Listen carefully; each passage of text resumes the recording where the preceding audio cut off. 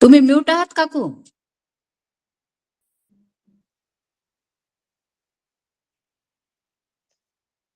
थोडा आपल्याशी आज संवाद साधू इच्छिते.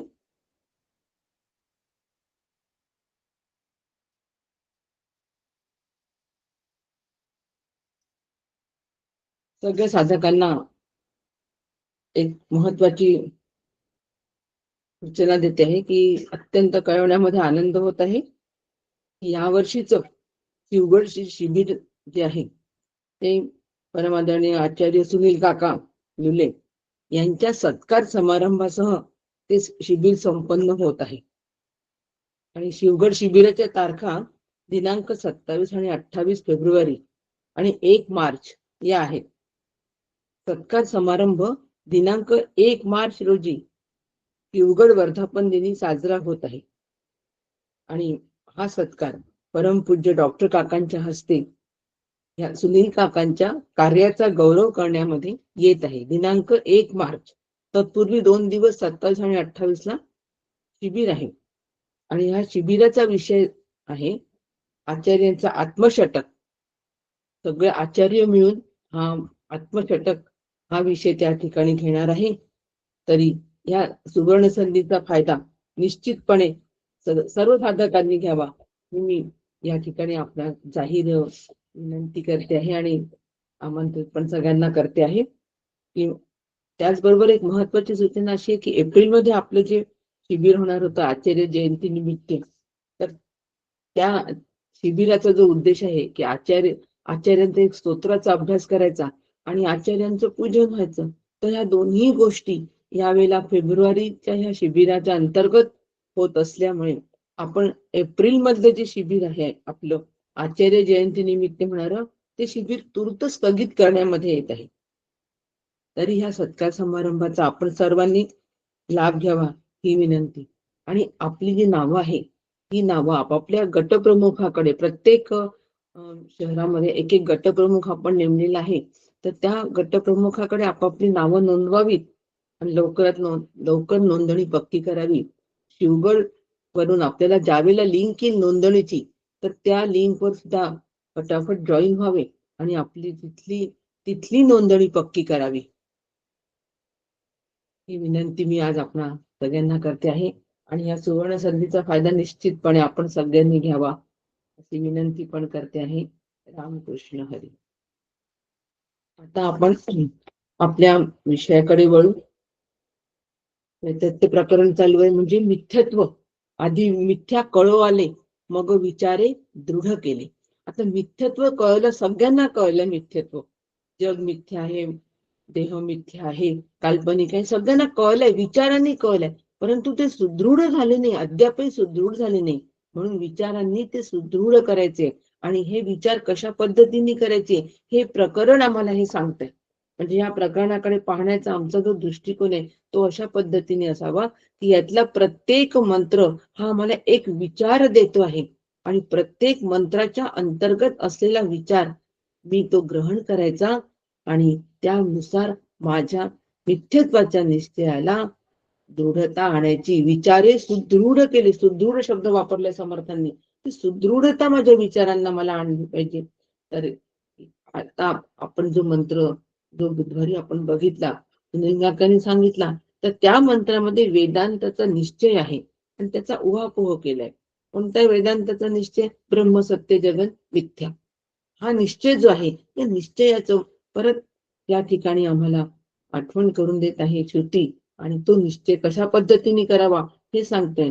माझा पण तो निश्चय व्हायला हवा, त्यासाठी मी विचार कसा करावा हे महत्वाचं. जागृती, स्वप्न, सुषुप्ती यामध्ये जे आम्हाला भेद जाणवतात, व्यवहारकालीन भेद जे जाणवतात हे सगळे भेद आत्म्यामुळे जाणवतात.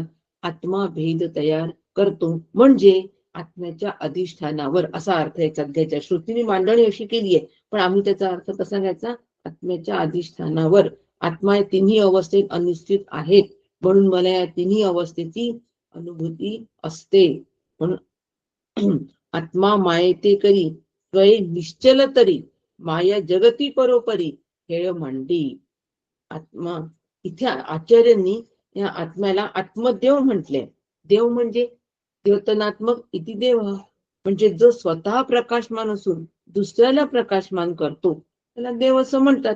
व परमात्मा आपल्या स्वतःच्या मायाशक्तीच्या साह्याने सर्व दृश्य पदार्थांची निर्मिती करतो आणि तोच सर्व भेदांना जाणतो आणि प्रकाशमान करतो. म्हणून आत्मा सच्चिदानंद आहे, माझा देह मिथ्या आहे, हा निश्चय ह्या मंत्राच्या माध्यमातून व्हायला पाहिजे. नाक, काकांनी सुंदर उदाहरण दिलं की नाक दिसण्यासाठी नथ, कानातली बिगबाळी कशासाठी, कान दिसण्यासाठी असते, हातातली कंकण कशासाठी असतात, हात प्रकर्षाने विशेषत्वाने दिसण्यासाठी असतात. असं आत्मा जाणण्यासाठी हे देहादी जगत आहे. आत्म्याचं विशेषत्वाने ज्ञान या देहादी जगताच्या माध्यमातून आम्हाला होणार आहे. म्हणून आत्म्याला मग हे माया धारण करावी लागते. म्हणून कल्पना आणि भेद करणारा आत्माच आहे. जशी लांब केसाची बाहुलीचं उदाहरण काकांनी दिलं होतं की नाही, लांब केसाची बाहुली, आखूड केसाची बाहुली, हा भेद कोणी केला? हा भेद त्या छोट्या मुलीने केला. लहान केसाची बाहुली, मोठ्या केसाची बाहुली, बाहुली एकच आहे, अचेतन जडच आहे तिचं स्वरूप. ती लांब केसाची असो की आखूड केसाची असो, अचेतन जड हेच तिचं स्वरूप आहे. परंतु तिने ती कल्पना केली आणि हे सगळं कशामुळे झालंय? ही मायेमुळे झालंय. पण हे मिथ्यत्व आम्हा मोठ्यांना कळतं, आम्ही हसतो त्याच्यावर. असे संत आमच्यावर हसत असतात, लहानांना ते कळत नसतं. म्हणून संत सुद्धा या देहाती जगताला सत्य मानित नाही. फार सुंदर असं उदाहरणातून सुनील काकांनी आपल्याला हे पटवून दिलेलं आहे. म्हणून ते क्षणभर सुद्धा सत्यत्व देत नाही. स्वप्नात जागृतीत येणारा अनुभव हा आत्म्याच्या अधिष्ठानावर तो, हे पक्क लक्षात ठेवायचं. आणि तो माया असल्यामुळे, मायेमुळे तो आम्हाला येतो, हा वेदांताचा निश्चय आहे. या द्वैताचा लेश नाही. चैतन्य एकमेव आहे, ते मी आहे. पण हे आम्हाला कसं कळणार? आमच्या बुद्धीने कळेल का? अजिबात नाही. गुरु कृपेने कळे आशयो हा, कळे ते ना कळे, ना कळे ते कळे. हे जे आहे, ही सगळी मांडणी ही आम्हाला फक्त गुरुकृपेने कळते. म्हणून शिष्याला गुरुकृपेने हा निश्चय आमचा होत असतो आणि हा निश्चय करायचा असतो हे गुरुकृपेनेच कळते. म्हणून शिष्याला आपल्या मनाने वागण्याचा अधिकार नाही. सुंदर अशी मांडणी सुनील काकांनी केली आहे. त्याच्यामध्ये वेदांत निश्चय नीट ठसवलाय हो, सुदृढ करण्याचा परोपरीने प्रयत्न केलेला आहे की शिष्याला आपल्या मनाने वागण्याचा अधिकार नाही, नसतो. नाही नसतो. हे मला कळलं पाहिजे. सुंदर मांडणी बघा, मला कळलं पाहिजे. आणि मी असंग आहे आणि मायेच्या विविधतेमध्ये मी अडकता कामा नये. म्हणून त्यासाठी आपल्याला उदाहरण पण परत सुंदर उदाहरण दिलं होतं. हरेक मालचं उदाहरण दिलं होतं की प्रत्येक हरेक मालची जी गाडी असते, प्रत्येक त्याच्यामधली वस्तू जी आहे ती 10 रुपयाचीच तो विकतो. मोठी असते त्यात लहान वस्तू असते. घेणारा गिऱ्हाईक वस्तूचा आकार पाहून घेतो, परंतु जो विकणारा असतो तो फक्त त्याच्यामधलं एकत्व काय बघतो? 10 रुपये. आकारावर त्याच्या काहीही अवलंबून नसतो. गिऱ्हाईकाने कोणत्याही आकाराची वस्तू घ्यावी, गिऱ्हाईक आकारामध्ये असतो आणि विकणारा फक्त त्याच्या एकत्वामध्ये, म्हणजे त्याच्या किमतीमध्ये असतो की कोणती वस्तू गेली तरी 10 रुपयेच मला मिळणार आहे, या समाधानात तो असतो. तसा मी सुद्धा काय करावं की विविधता जरी असली, विविधता जरी दिसत असली देहादी जगतात, तरी त्यातलं एकत्वच पाहण्याचा प्रयत्न करावा. आणि ते एकत्व म्हणजे आत्मा सच्चिदानंद स्वरूप आहे, तो मी आहे. आता ह्या वेदांताचा निश्चय झाला म्हणजे मग विचारे सुदृढ केले, सुदृढ झालं, मिथ्यत्व सुदृढ झालं, सत्यत्वाचा निश्चय पक्का झाला की मिथ्यत्वाचा निश्चय होतोच. आणि हे आम्हाला सुनील काका आणि या सगळ्या गोष्टींचा समन्वय, वैतथ्य प्रकरण, गौडपादाचार्य आचार्य आणि काका यांच्या तत्वज्ञानाच्या समन्वय लावून आपल्याला सांगतात आहे. ह्या पुढचं मांडणी जी आहे ती, हे सगळं करायचं असेल तर मी निमित्त मात्र आहे या भूमिकेत मला असायला पाहिजे. निमित्त मात्र भवसव्य साची, हे मी कसं जाणून घ्यायचं आणि मिथ्यत्व सुदृढ करायचं विचारांनी, ही मांडणी अधिकार वाणीतून ऐकून. रामकृष्ण हरी.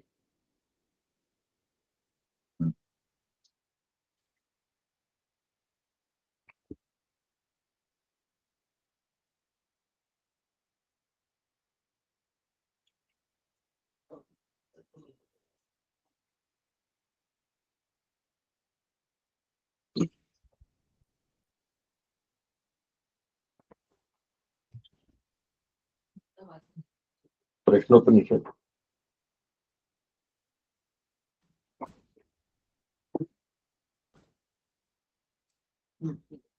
आहे.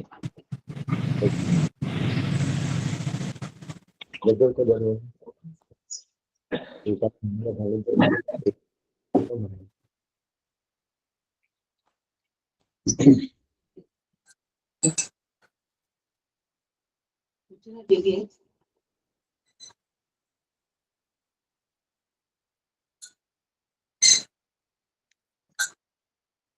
आज आणखीन एक गोष्ट थोडस सांगणार आहे. ज्याच्याजवळ काकांचं पुस्तक आहे मांडुक्य उपनिषद, त्यातल्या एकाने शांतीपाठ म्हणायचा आज, आणि असं रोज आपण करूया. एकाने वेगवेगळ्या व्यक्तीने काकांचं पुस्तक ज्याच्याजवळ आहे त्यांनी त्यातनं शांतीपाठ म्हणायचा. नसेल तर मी म्हणतोच आहे. मांडुक्यामध्ये नाही आहे तो, प्रश्नोपनिषद आणि 3 उपनिषदांमध्ये आहे. कोणाजवळ जर आता समोर असेल तर आज त्यांनी म्हणायचं, नाही तर मी म्हणतोच आहे पुन्हा. मी म्हणू का काका? माझ्या पुढे आहे. राम हो, राम राम हरे हरे, हरे कृष्ण कृष्ण कृष्ण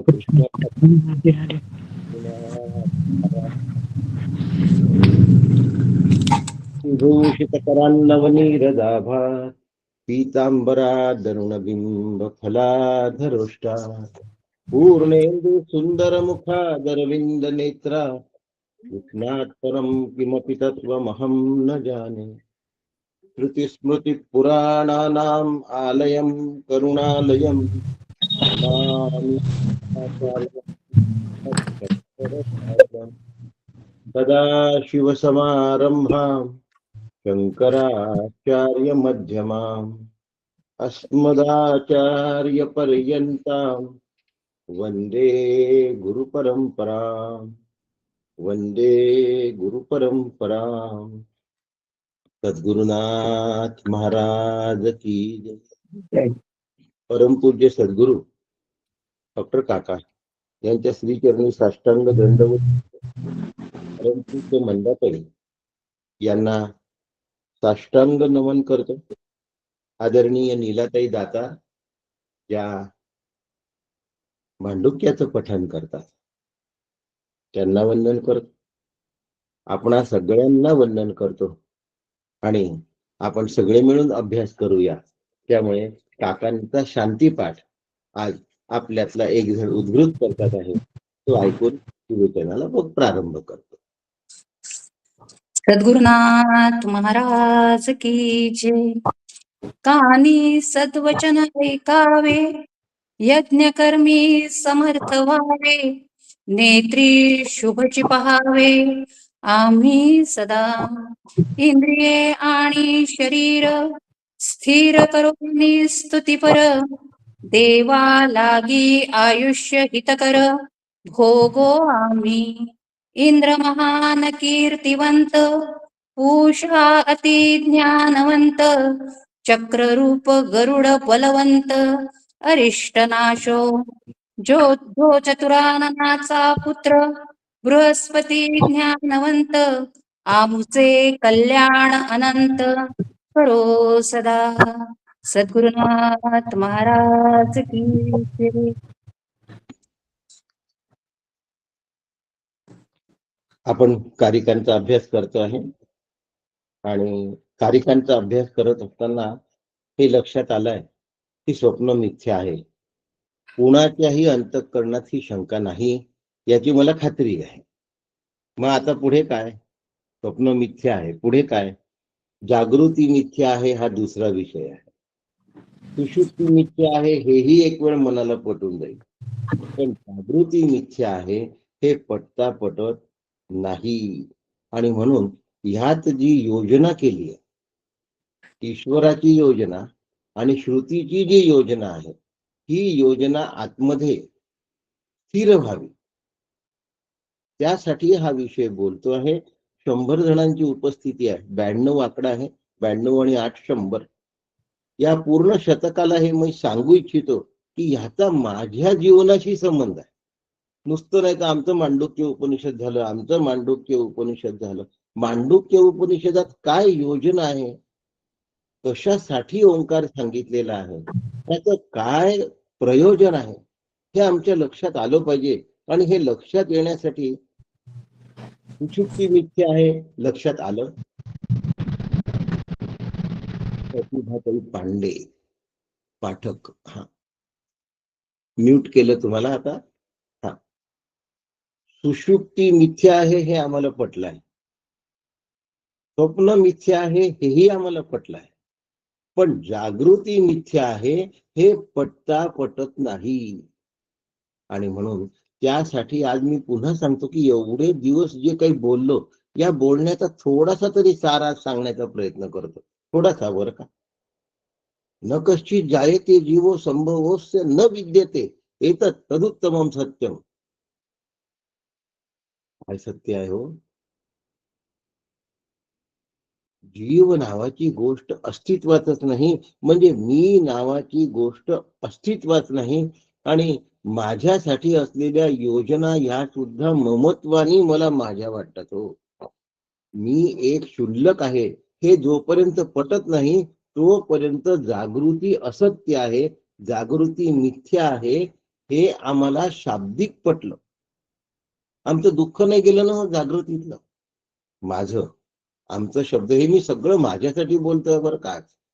तुम्हा लोकांसाठी बोलत नसून फक्त माझ्यासाठी बोलतोय. तुम्हाला उपदेश करणे हा माझा उद्देश नाही, पण ज्यांनी ते स्वतःला लावून घेतलं त्याचं कल्याण झाल्याशिवाय राहणार नाही. आणि म्हणून मला जीवन पडलेल्या चेहऱ्याने जगणं हे अपेक्षित. याचं कारण असं की आम्ही उपनिषद ऐकतो आणि आम्ही दुःखी आहोत.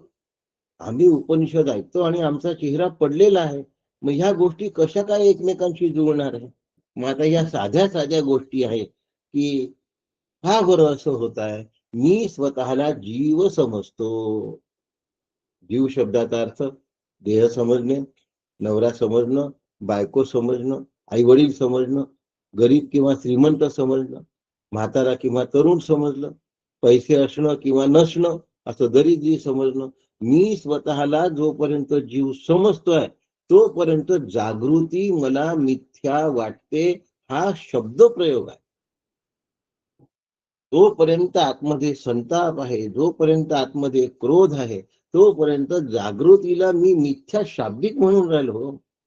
वास्तविक देह अभिमान माझा गेला नाही, देह बुद्धी माझी हटली नाही, ती हटवण्यासाठी हा विषय आहे. अभिमान एकही शिल्लक ठेवता कामा नये. जोपर्यंत तो आहे तोपर्यंत जागृती सत्य वाटणार आहे, आणि जागृती सत्य वाटली की जागृतीतल्या घडामोडी सत्य वाटणार आहे. आणि घडामोडी सत्य वाटल्या की त्याचं सुख दुःख मला सत्य वाटणार आहे. म्हणून थोरपण परा सांडिजे व्युत्पत्ती आघवी विसरी. काकांनी जोर दिला आहे म्हणून तुम्हाला पण ती गोष्ट सांगतो. जय जगा धाकुटे होई जे तै जवळी माझी. आणखीन एक प्रकार असतो माणसाचा. काय असतो? आम्हाला आमच्या कर्तृत्वाची पावती हवी असते. पावती म्हणजे काय असतं हो? प्रपंचामधली जी पावती. आपण जागृती विषयावरच बोलतोय लक्षात घ्या, बाकीच्या कारिका घेत नाहीये. यात जागृती मिथ्या आहे हे आतमध्ये माझ्या बिंबलं आहे की नाही हे तपासण्यासाठी हा विषय इथे बोलतोय. आणि ते मला तपासून घ्यायचं आहे. नसेल तर मला ती बिंबवायची. कशी बिंबवायची आहे? या पद्धतीने बिंबवायची आहे. थोरपण परा सांडिजे व्युत्पत्ती आघवी विसरी. जय जगा धाकुटे होई जे तै जवळीक माझी. आता मी काहीतरी आहे असं प्रत्येकाला वाटतं. जागृती मिथ्या आहे हा विषय आहे. आता देह सत्य मांडल्यानंतर देह राहत असलेल्या जागृतीत, वावरत असलेल्या जागृतीत, करत असलेल्या व्यवहारात सत्यत्व येणारच ना. मग माझ्याशिवाय तो व्यवहार होऊ शकत नाही असं वाटतं. तोपर्यंत मीच करता आहे असं वाटतं आणि मग कर्तेपणाचे सुखही मिळतात आणि दुःखही मिळतात. ऐरावत रत्न थोर त्यासी अंकुशाचा मार. कर्तेपणाचे दुःख जास्त असतात आणि सुख कमी असतात. मी असं केलं असं सगळे जण म्हणतात, पण काही दिवसांनी त्या करण्यावर एवढे घाव येतात की तुम्ही जर मध्ये नसता पडला तर पीओके आज आपलं राहिलं असतं. 75,000 सैनिक शरण आल्यानंतर फक्त पीओके आम्हाला द्या, मग तुमचे सैनिक परत करतो. आपल्याला पीओके त्या क्षणाला मिळून गेला. सोमनाथाचं मंदिर उभं करण्यासाठी आम्ही तयार नाही झालो, त्यावेळेला ती गोष्ट निघून गेली. आज ते शिंतोडे सुटत नाहीये. आणि म्हणून कर्तेपणा हा कधी ना कधी दुःखाला कारणीभूत ठरतच असतो. कारण त्यावेळी तो सुखाला कारणीभूत ठरला तर तो अन्य वेळी दुःखाला कारणीभूत ठरणारच आहे. आणि मी माझ्या घराचा करता आहे, मी नाही. मी गुपचाप सहन करते, मी गुपचाप सहन करतो. सहन करण्याचे दोन प्रकार आहेत. एक म्हणजे माझ्याच बद्दल बोलतोय म्हणून सांगतो. एक प्रवचन करतो, काय छान प्रवचन करतो. माझ्यासारखं छान प्रवचन कोणी करत नाही. मी खूप छान प्रवचन करतो आतमध्ये वाटत आहे. जागृती मिथ्या आहे हा विषय आहे बरं, त्या अनुषंगिक बोलतोय हे लक्षात ठेवा. आता कोणी म्हटलं की तुम्ही खूप छान प्रवचन करता, आता समोर दाखवायला तर हो म्हणता येत नाही. पण म्हणायचं असं कसं कसं कसं कसतच कसं. आतमध्ये तर मी चांगलं चालवतो आहे असं वाटतं आहे, पण वरून नाही. आता तुम्ही म्हणाल आम्ही तर प्रवचनच करत नाही, मग आम्हाला काय कोणी असं. मी घर चांगलं चालवते. सगळ्यांचे मन सांभाळण्यासाठी मी घरात मरते, मरते. आता कुणी असं म्हटलं की आपल्या मनाला सुखावतं आणि म्हणणारा एखादा असतो आणि गालबोट लावणारे 10 लोक असतात. आणि गालबोट लावणारे 10 मिळाले की दुःखाचे 10 भाले खूप असतात आणि सुखाचे एकच मलमपट्टी होते. आणि म्हणून करणारा मी करताच नाही, जीव नावाची गोष्ट नाही, हे जर समजलं तर जमलं. नाही तर प्रवचन छान करतो म्हणजे पांडित्य उत्तम. काही लोक मला एक जण भेटले होतं, म्हणले आमच्या घरात एवढ्या सुना असूनही मी घर सांभाळते. आता माझं कौशल्य आहे, आता ते कौशल्य मी निमूटपणे सहन करून करते आहे की बोलून करते आहे, पण सांभाळते आहे. एकदा मला मी करतो आहे असं वाटलं की त्या करतेपणाचं दुःख आमच्यावर आदळल्याशिवाय राहत नाही. आणि म्हणून मी एक नगण्य प्राणी आहे हे लक्षात ठेवायचं. आणि मी कुणीही करता नाही, माझ्याकडून परमेश्वर करवून घेतो आहे हे आता रात रुजवत राहायचं. मग मी प्रवचन करत असेल, कोणी म्हटलं छान प्रवचन करतो, परमेश्वर करवून घेतो, त्यांना नाही सांगायचं आहे, माझ्या आतमध्ये रुजवायचं आहे. आणि अशा प्रकारे हे तपाचं स्वरूप आहे. हे स्वरूप मला तपाचरण करून साधून घ्यायचं आहे. तेव्हा मला कर्तृत्व मिथ्या वाटणार आहे आणि मग जागृती मिथ्या वाटणार आहे. एकदम जागृती मिथ्या नाही ना वाटणार. मी एक नगण्य प्राणी आहे, मी एक नगण्य जीव आहे, हे आता लक्षात ठेवायचं आहे. मग आता जीवदृष्टीने मी अत्यंत क्षुल्लक आहे. निमित्त मात्रम भव सव्य साची. इथे सव्य साची शब्दाच्या जागी आपलं नाव घालायचं. मी निमित्त मात्र आहे. मग जीवदृष्टीने मी अत्यंत क्षुल्लक आहे, मी निमित्त मात्र आहे. जीवदृष्टीने मी अत्यंत क्षुल्लक आहे. मी निमित्त मात्र आहे. निमित्त मात्र. आता मी निमित्त मात्र आहे. काकांनी असं म्हटल्यानंतर मला इतक्या वेदना झाल्या होत्या ऐकताना की मी म्हटलं तुमच्या प्रवचनानंतर माझं मन खूप दुखलं. काका काय झालं म्हणे, तुला दुखवण्यासाठी मी काय बोललो असं? म्हटलं तुम्ही असं असं बोलले आणि मी निमित्त मात्र ही कल्पनाच मला सहन होत नाही काका. म्हणे फार छान झालं, तू खऱ्या अर्थाने माझा ऐकतोस आणि ज्या पद्धतीने तू अभ्यास करतो आहे तो योग्य पद्धत आहे असं मला काकांनी सांगितलं. त्याचा परिणामही झाला आणि ते फळही मला मिळालं. पण मी जीवदृष्टीने अत्यंत क्षुल्लक आहे. या काय म्हणतात त्याला, या ग्राउंड लेवलला आम्हाला यायला पाहिजे. अहंकार 0 लेवलला येऊन पोचायला पाहिजे आणि तो मला आणायचा आहे. लक्षात ठेवा. खूपदा कसं होतं की जीवदृष्टीने मी क्षुल्लक आहे पण ब्रह्मदृष्टीने मी सर्व व्यापक आहे हे कळत नाही, म्हणून मग निराशा येते. आणि मग ती जागृती, एक तर मला मी खूप कोणीतरी आहे असं दाखवते, नाही तर मी कोणीच नाही असं दाखवते. कोणीच नाही असं दाखवलं की मी निराशेमध्ये येतो आणि मी कोणी आहे असं वाटलं की मी हरभऱ्याच्या झाडावर चढतो आणि दोन्ही मध्ये दुःख आहे. कारण हरभऱ्याचं झाड चढल्यानंतर तुटणार आणि आम्ही खाली पडणार. त्यामुळे दोन्ही मध्ये पडणं निश्चितच आहे. त्यामुळे जीवदृष्टीने मी क्षुल्लक आहे आणि ब्रह्मदृष्टीने मी सर्वव्यापी आहे, हे आमच्या लक्षात आलं पाहिजे.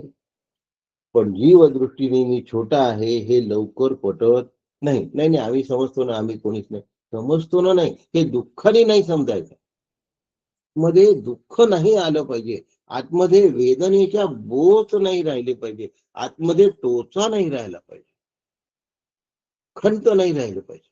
अभाग्याची करी भाग्यवंत, काका ब्रह्मरूपची मूर्तिमंत, जीवत्वाची खंत स्वरूपी विराली. खंत गेली पाहिजे. खंत आतमध्ये असते, बोलून दाखवलीच पाहिजे अशातला भाग नाही. जीवदृष्टीने मी क्षुल्लक आहे हे जेव्हा माझ्या लक्षात येईल तेव्हा मी ब्रह्मदृष्टीने सर्व व्यापक आहे याचा अनुभव यायला लागेल.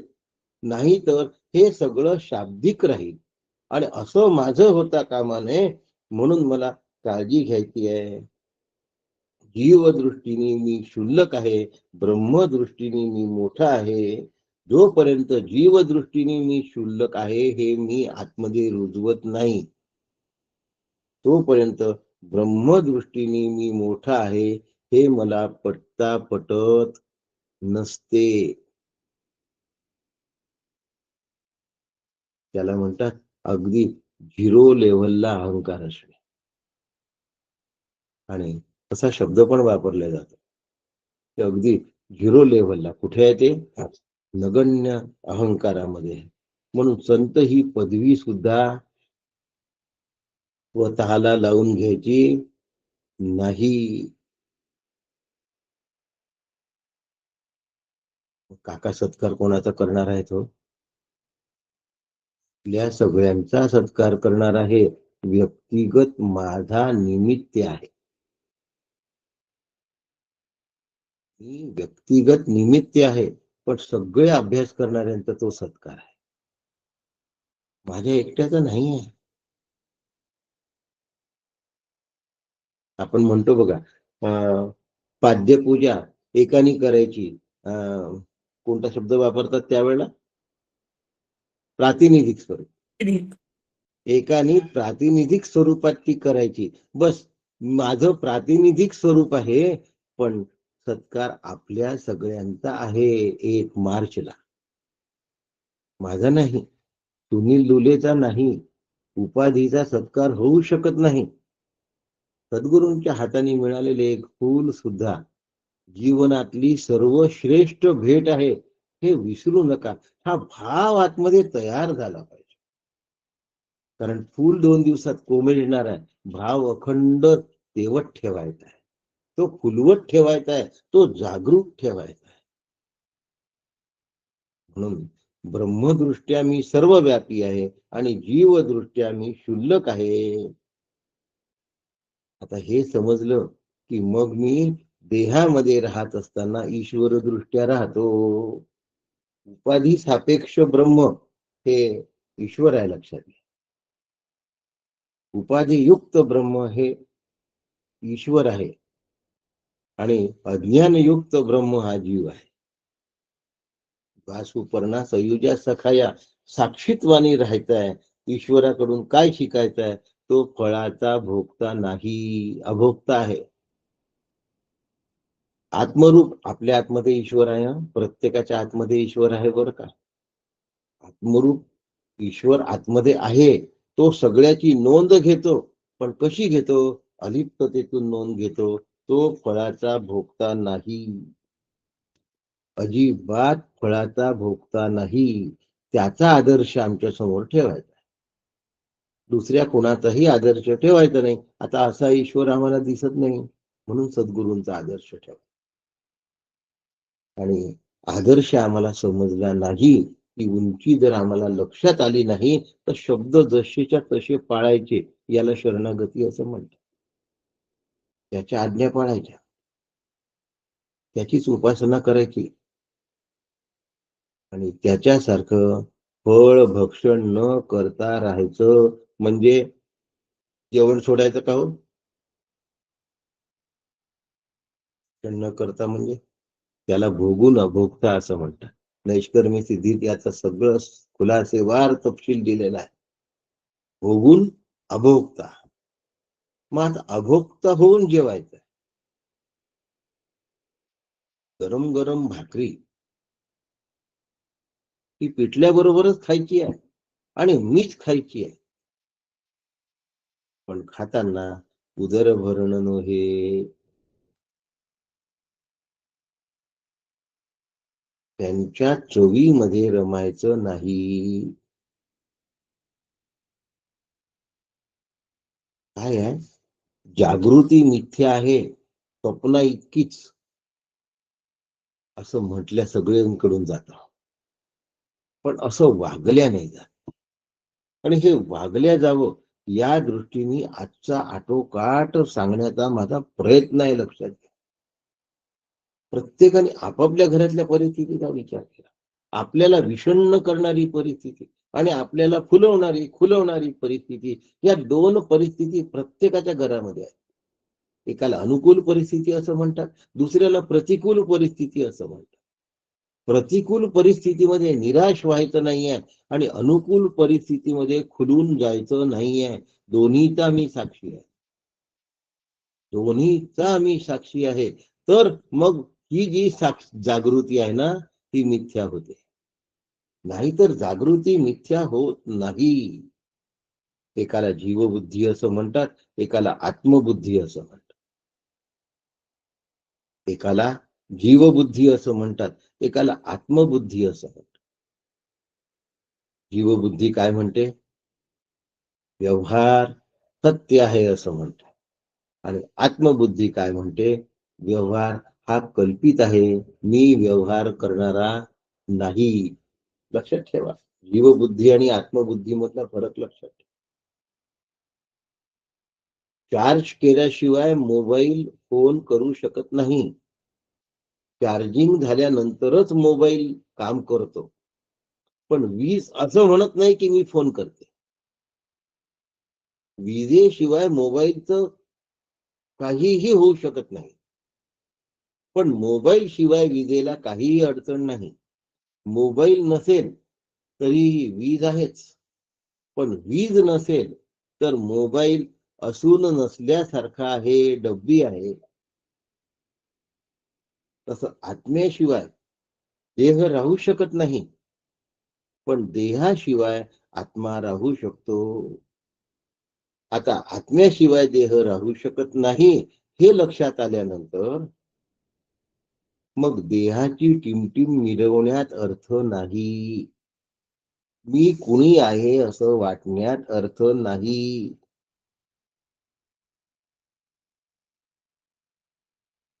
मग आता जागृती मिथ्या आहे म्हणजे मग काय सगळ्या गोष्टी सहन करत जायच्या का? असा पण सांगण्याचा उद्देश नाही. असं लक्षात ठेवा, दोन प्रकारच्या लोकांसाठी दोन गोष्टी सांगणार आहे. कोणी वेडं-वाकडं बोललं, बोलू नये हे बरोबर आहे. आपल्यावर वेडा-वाकडा भार कामाचा फेकून देऊ नये असं होतं करा.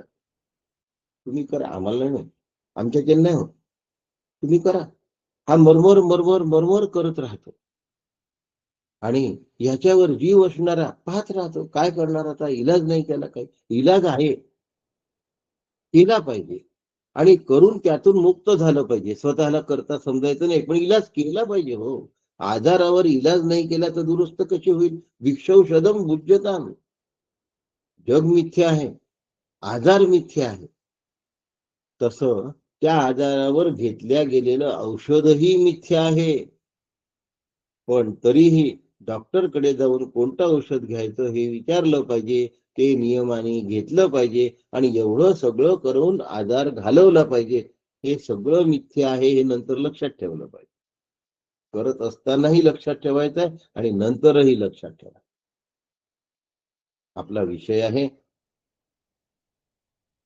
आपल्या जीवनासंबंधी जागृती मिथ्या आहे. हा विषय सुरू आहे आपला मांडुक्यात.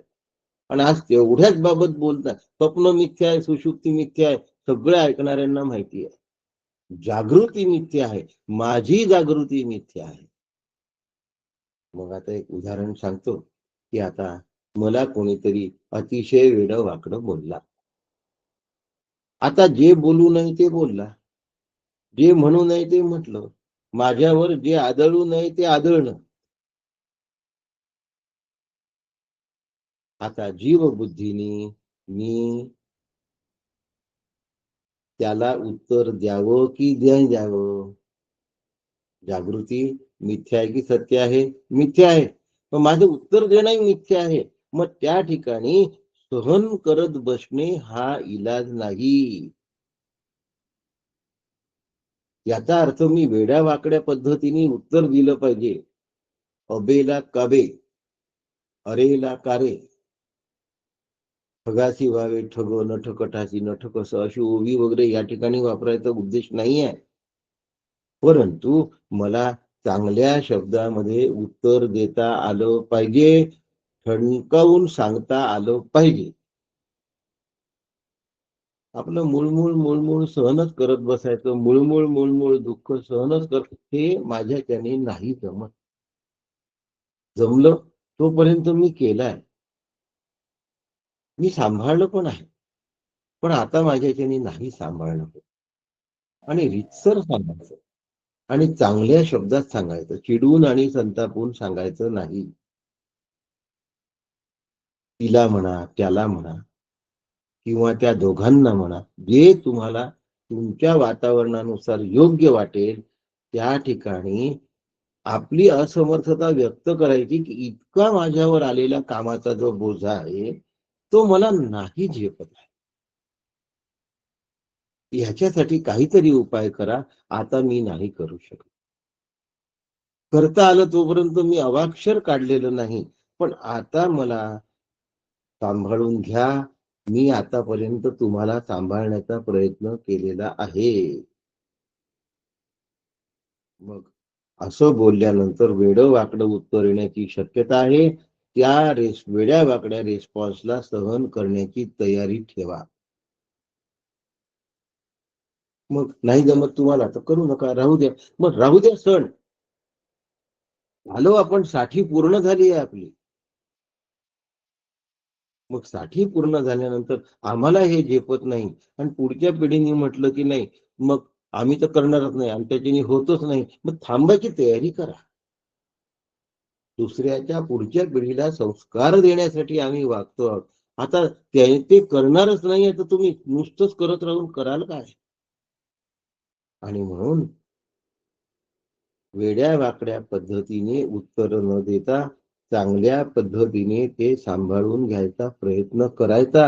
आणि ते करत असतील तर ठीक आहे, नाही तर थांबण्याची मानसिक तयारी करायची. नाहीतरी आलेल्या 100 पैकी 100 गोष्टी तर आपण चालवतच नाहीये घरातल्या. मग आणखी या 4 नाही होणार. समोरच्यांना चालवायच्याच नाहीये तर मग आपण असेपर्यंत चालवून करायचं काय आहे?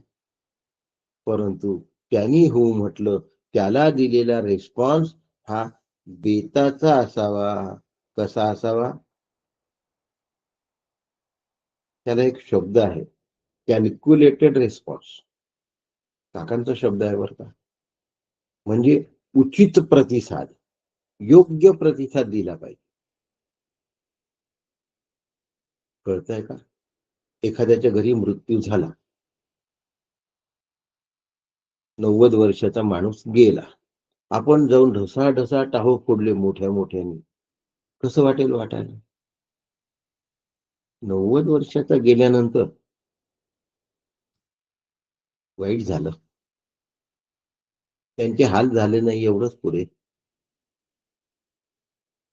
म्हणजे त्याचा वय, त्याची परिस्थिती, या सगळ्याचा विचार करून जे काही बोलायचं त्याला कॅल्क्युलेटेड रिस्पॉन्स असं म्हणतात. नाही तर 90व्या वर्षी गेल्यानंतर ढसाढसच रडून राहिला, तरी तो 25व्या वर्षी नाही गेला. म्हणून कॅल्क्युलेटेड रिस्पॉन्स आपल्याकडून असला पाहिजे. याला जागृती मिथ्या आहे असं म्हणतात. हा रिस्पॉन्स जगात वावरायचा आहे म्हणून द्यायचा, नाही तर जिथे काही असं झालं तिथे जाऊन हसायचं, असंही बरोबर नाही.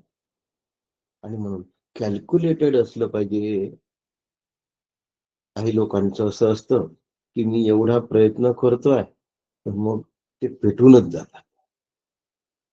मग तो जो रिस्पॉन्स आहे तो भडकल्यासारखा बोलायचा.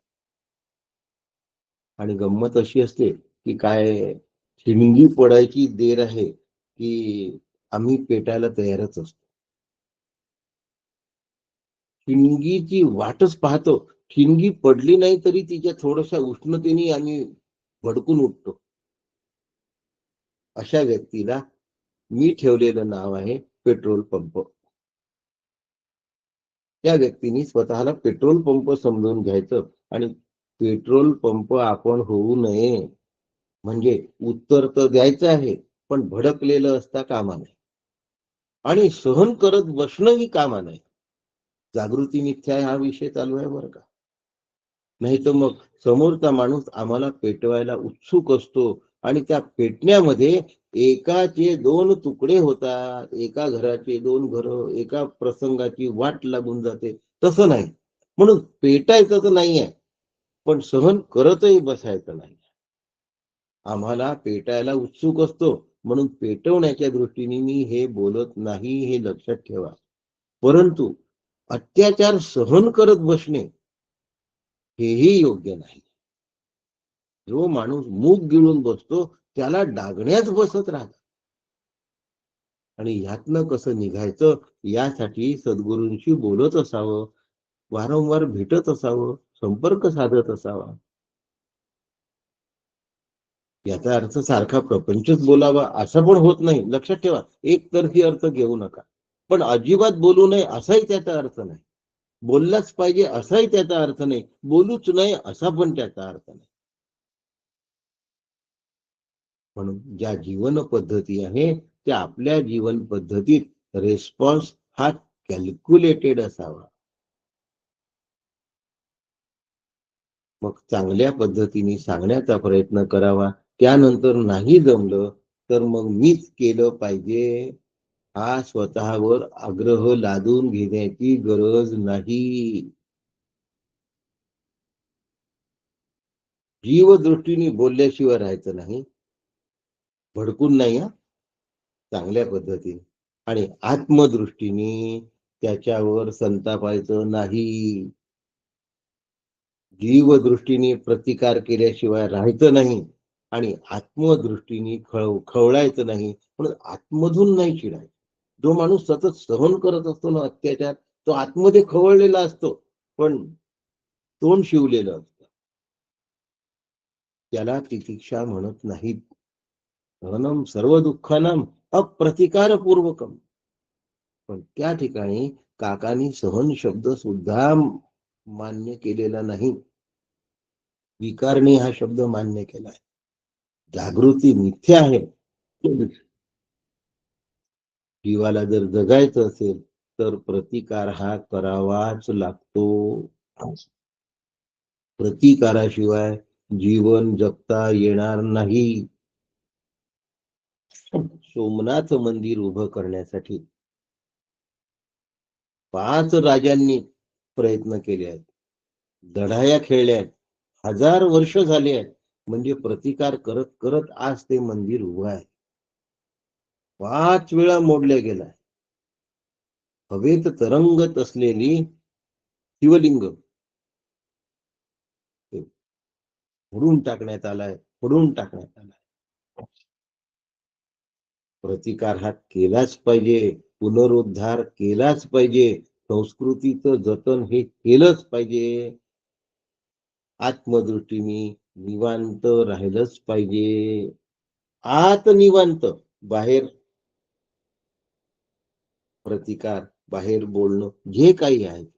आणि ही मंथन ज्याला करता आलं त्याला अभ्यास समजला आहे. आणि नाही तर पुन्हा पुन्हा अभ्यास करायचा आणि हे समजावून घ्यायचं. जीवदृष्टीने प्रतिकार करायचा आहे, आत्मदृष्टीने आत निवांत राहायचं आहे. ही तारेवरची कसरत ज्याला जमली त्याला परमार्थ जमला, तो परमार्थात जिंकला. आणि ही तारेवरची कसरत ज्याला जमली नाही तो परमार्थात हरला. परमार्थात हारणं हे लाखो वेळा होतं, जिंकणं हे एखाद्या वेळेला होतं. पण एक वेळ अशी येते की त्या वेळेला आम्ही जिंकतो, त्यानंतर पुन्हा जिंकतो, त्यानंतर पुन्हा जिंकतो आणि हळूहळू जिंकतच जातो. कालमानानुसार आमचे जे फंडे आहेत ते चुकीचे ठरतात आणि नवीन पिढीचे फंडे बरोबर ठरतात. त्यावेळेला ते स्वीकारण्याची तयारी करावी लागते. जीवभाव सुटला तर तो स्वीकारतो, नाही तर आम्ही असं करत आलो, आम्ही असंच करू मरायच्या क्षणापर्यंत. कोण मरतो? जीव. आत्मा मरत नाही. मी मरायच्या क्षणापर्यंत हे करील, म्हणजे मी माझा जीवभाव पुढच्या जन्मासाठी राखून ठेवलेला आहे. पुनरपि जननम, व्यवस्था केली मी पुढच्या जन्माची. पुढच्या जन्माची मी व्यवस्था केली आहे. असं होता कामा नये. मला मी निमित्त मात्र आहे हे आतमध्ये. निमित्त मात्र असूनही मला योग्य वेळी योग्य गोष्ट योग्य पद्धतीने सांगितल्या गेली पाहिजे माझ्याकडून. आणि ती सांगितल्यानंतर जर ऐकल्या गेली नसेल तर आतमध्ये खंत बाळगायची गरज नाही. मग ईश्वर इच्छा सांगून पाहायचं अनेकदा. एकदा सांगून नाही समजलं पुन्हा वेगळ्या पद्धतीने सांगायचं. कुठेतरी स्वतःला त्यापासून अलिप्त करून घ्यायचं आणि घ्यायचंच. तर जागृती मिथ्या आहे. नाही तर काय, माझ्या मागे मरेपर्यंत हे असंच चालणार, माझ्या नशिबात हे असंच आहे, असं रडण्यासाठी परमार्थ नाही. परिस्थिती बदलणार नाही, मनस्थिती बदलवून मला घ्यायची. परिस्थिती तशी राहत असताना मला ती बघता आली पाहिजे. जागृती मिथ्या आहे. फार मोठा माणूस असतो हो, पण त्याचा पोरगा तेवढा मोठा नाही होत. नाव घेत नाही मी, नाव घेणं बरं नाही. कारण की त्यांच्या नावलौकिकाला कुठेतरी शिंतोडा असतो. म्हणून समजून घ्या की भारतामध्ये त्यांनी नाव मिळवलं आहे क्रिकेटमध्ये, पण त्यांचा मुलगा टेस्ट मध्ये नाही येऊ शकत आहे. इंग्लंड कडून काउंटी क्रिकेट खेळतात आहे. काय करतात आहे? काउंटी क्रिकेट खेळतात आहे. रिमूव्ह करतोय पागरवताना, व्हिडिओ चालू आहे. इंग्लंड कडून काउंटी क्रिकेट खेळावं लागतं. दुसरं, शतकवीर म्हणून नाव झालेलं आहे. पण मुलाला टेस्ट मध्ये किंवा वन डे मध्ये प्रवेश मिळत नाही आहे. त्या कौशल्याचं खेळणं नाही होत. आता आपली पुढची पिढी आपल्याच सारखी असली पाहिजे असा अट्टहास झाला तर दुःख आहे. अट्टहास नसेल तर जे आहे ते आम्ही मान्य करायला तयार असायला पाहिजे की नाही? असायला पाहिजे ना. मग जसं आहे तसं स्वीकारा आणि आपला आनंद गमावू नका. आमचं काय चालू आहे, स्वप्न जेवढं मिथ्या तेवढीच जागृती मिथ्या, एवढं आम्ही सांगितलं आणि ऐकलं. सांगणाऱ्यांनी सांगितलं मी, ऐकणाऱ्यांनी तुम्ही 100 लोकांनी ऐकलं आणि झालं. पण आम्हाला जागृती मिथ्या अजून पटूनच नाही राहिलं ना आतमध्ये. तर मला पटण्यासाठी मी कसं वागलं पाहिजे? की मला जागृती मिथ्या आहे हे पटलं का? कशावरून ओळखायचं? सुख दुःख मला होता कामा नये. सुख शब्द आहे बरं का, लक्षात ठेवा. आणि दुःख शब्द पण आहे. सुख आणि दुःख दोनही मला होता आले. मला घेरायला नको. या दोनही गोष्टींनी मला घेरायला नको. तेव्हा निमित्त मात्रम भव सव्यसाची. तेव्हा मी साक्षी आहे. अहम साक्षीती यो नित्याम. तेव्हा मी खेळातला अंपायर आहे. तो अस्वला परी खेळ. तयासी खेळता लोळे बापुडा जीव. काकांच्या दैनंदिनीमध्ये 31 दिवसांच्या विचारामधला हा एक विचार आहे. खेळ आहे जग हा. या खेळातला मी एक घटक आहे, पण साक्षी रूपाने घटक आहे. या खेळामधला घटक मी साक्षी रूपाने आहे, भोक्ता रूपाने नाही. मी अभोक्ता रूपाने घटक व्हायचा आहे, साक्षी रूपाने घटक व्हायचा आहे. भोक्तृत्वातून मला घटक व्हायचं नाही. भोक्तृत्वातून सुख दुःख येतं. मग मला जोपर्यंत सुख दुःख येत आहे तोपर्यंत मी स्वतःला निमित्त मात्र मानत नाही, करता मानतो. करता मानला की भोगता आलाच. आणि यासाठी मग जागृती मिथ्या आहे. मला असं असं दुःख होत आहे, मग या ठिकाणी मी काय करू? या गोष्टी संवादातून सुटत असतात. म्हणून संवाद वारंवार व्हायला पाहिजे. सारखे सारखे व्हायला पाहिजे. नेहमी नेहमी व्हायला पाहिजे. आणि आपली साधना पुढच्या दिशेला जाते आहे की नाही हे तपासून घ्यायला पाहिजे. ऍडजस्टमेंट कुठे करतो? परमार्थाच्या ठिकाणी. जाऊ दे, शिवगडला नाही गेलं तर चालतं, गुरूंना भेटायला नाही गेलं तर चालतं, ट्रिपला मात्र जाईल, बाहेर मात्र फिरून येईल. लग्न कार्य वास्तू बाळणपण बारसे हे मात्र मी नक्की करेन. तिथे चुकवता येत नाही. गुरूंकडे नाही गेलं तर काय होते? शिवगडला नाही भेटलं तर काय होते? मग जागृती मिथ्या आहे हे कधी समजणार नाही. समजेपर्यंत वारंवार प्रयत्न करावा लागेल. बिघडलं कुठे? आज देवानी आपल्याला येण्या जाण्याची आर्थिक स्थिती दिली आहे, भेटण्यासाठी आयुष्य दिलेलं आहे. त्याचा उपयोग करून मी निमित्त मात्र आहे त्या परिस्थितीत, आहे त्या घरात, आहे त्या लोकांमध्ये मला आनंदाने आत्मरूप होऊन राहायचं आहे. जीव हाच आत्मा आहे. फक्त हे कळेपर्यंत जीवत्वाचं दुःख आहे, नंतर याचं दुःख नाही आहे. इतकी हालाकीची शरीराची परिस्थिती आहे काकांची की काहीच ताकद राहिलेली नाही. माझ्याशी काका जेव्हा बोलले तेव्हा म्हणले मला पापणी उचलतच नाहीये. म्हणून हाताने त्यांनी पापणी अशी 2 बोटांनी वर करून मग बोलले माझ्याशी. पापणी उचलण्याचे त्राण त्यांच्या शरीरात नव्हते. काय थकवा असेल हो? आपल्या 2 बोटांनी पापणी उचलून मग ते बोलले. म्हणे फक्त मी उघडू शकत नाही, मला झोप नाही येत आहे. पण आनंदाची तडजोड नाही झाली. माझं असं व्हावं की नाही? तेव्हा जागृती मिथ्या आहे. नाही तर मग स्वप्न इतकी जागृती मिथ्या आहे. आम्ही तर एक एक एक एक कारिकांमधून समजवणं चालू आहे. समजवण्याची गरज पण आहे, कारण हे लवकर पटत नाही, आतमध्ये लवकर वळत नाही. पण विचार करत करत स्वतःला घडवायचं आहे. मग माझा विचार कुठे चुकतो आहे हे तपासून घ्यायचं. ज्याला तो विचार करता येतो त्याच्याकडून. म्हणून अगदी त्याच्याशी बोलायचं निकटच्या सगळ्या गोष्टी, आणि आपलं जीवन आनंद रूप करायचं.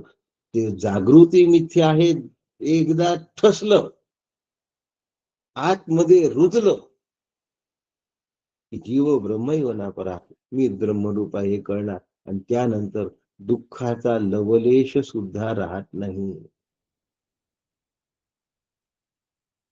द्वैत शिल्लक सुद्धा राहत नाही. म्हणून जीवत्वाने मी नाही, आत्मत्वाने मी आहे. आता सद्गुरूंकडला सत्कार जीवत्वाचा की आत्मत्वाचा? संवादी, अत्यंत उपयुक्त. त्याला संवादित्व द्यायचं. संवादी साधन आहे ते आपल्या सगळ्यांच्या मोक्षाचं. प्रातिनिधिक स्वरूपात केवळ मी आहे. शरीराचा कधी सत्कार असतो का हो? चेतन जड शरीराचा कधीच सत्कार नसतो. त्याला सत्कार कळत नाही, आणि चेतन आत्म्याला सत्कार नावाची गोष्ट ठाऊक नाही. त्याच्यामुळे दोनही कडून सत्कार मिथ्या आहे, पण तो संवादी आहे. आणि हा आपल्या सगळ्यांचा आहे, माझ्या एकट्यांचा नाही. मी तुमच्या सगळ्यांमध्ये आहे. तुमच्यात आणि माझ्यात जरा सुद्धा फरक नाही, तसूभरही फरक नाही. व्यवहारापुरता सांगणं आणि ऐकणं एवढाच भेद आहे. आपण एक आहोत. हा आपला सगळ्यांचा सत्कार आहे. 1 मार्च आपला उन्हाळी शिबिर आत्मषटकच होणार. शंकराचार्यांचाच ग्रंथ घेऊन होत आहे. जवळपास हे निश्चित झालंय. फायनल निर्णय व्हायचा आहे, पण हे निश्चित झालंय जवळपास.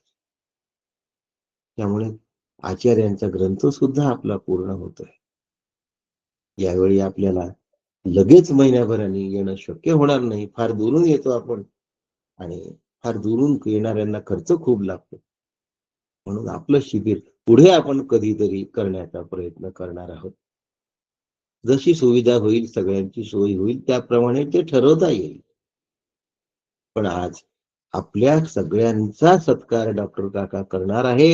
यांनी या माझ्या सत्कारासाठी नाही, तुमच्या सत्कारासाठी. आणि हे तुमच्यामुळे मला मिळतंय. मी निमित्त मात्र आहे. तुमचा प्रातिनिधिक स्वरूपाने फक्त उभा आहे. प्रातिनिधिक स्वरूपात सगळा सत्कार काकांच्या हाताने तुमचा आहे. आपल्या सत्काराला, संवादी सत्काराला, यांनी आणखीन आपली आत्मबुद्धी बलवान होणार आहे. आपण सगळ्यांनी राहूया, एवढीच प्रार्थना आपल्या सगळ्यांना करतो की आपण यावं 1 मार्चला शिबिराच्या ऐवजी, आणि आपला सत्कार काकांच्या हाताने बघावा. आपल्या सगळ्यांना वंदन करतो. इथे थांबतो. राम कृष्ण हरी. आज दुपारी दासबोध आहे 3:30 वाजता नगरला. आज दुपारी दासबोध आहे. लिंक टाकून देईल. दुपारी 3:30 वाजता, 3:30 ते 4:30 नगर. रामकृष्ण हरी. श्रुती स्मृती. रामकृष्ण हरी. रामकृष्ण हरी काका. रामकृष्ण रामकृष्ण हरी. रामकृष्ण.